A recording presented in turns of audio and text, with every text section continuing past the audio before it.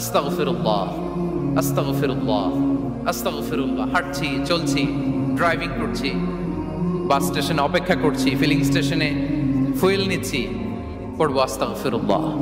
কি পড়বো? আস্তাগফিরুল্লাহ। যারা সব সময় আস্তাগফিরুল্লাহ পড়ে তাদের রিজিকের কোনো টেনশন হয় না, রিজিক নিয়ে তাদের আর কোনো চিন্তা থাকে না। আল্লাহ নবী নূহ আলাইহিস সালাম যিনি ওনার জাতিগোষ্ঠীকে বলেছিলেন, ফাকুলতু আস্তাগফিরু রাব্বাকুম ইন্নাহু কানা গাফফারা, তোমরা বেশি বেশি ইস্তেগফার পড়ো, তিনি ক্ষমাশীল।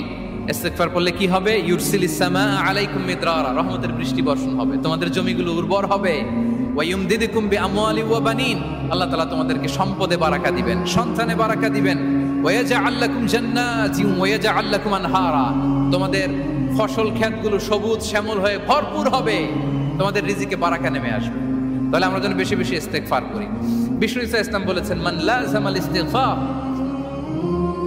জাআলাল্লাহু লাকুম মিন কুল্লি দীকিন মাখরাজা ওয়া মিন কুল্লি হাম্মিন ফারাজা ওয়া ইয়ারযুকহু মিন হাইসু লা ইয়াহতাসিব। যে সব সময় ইস্তেগফার পড়ে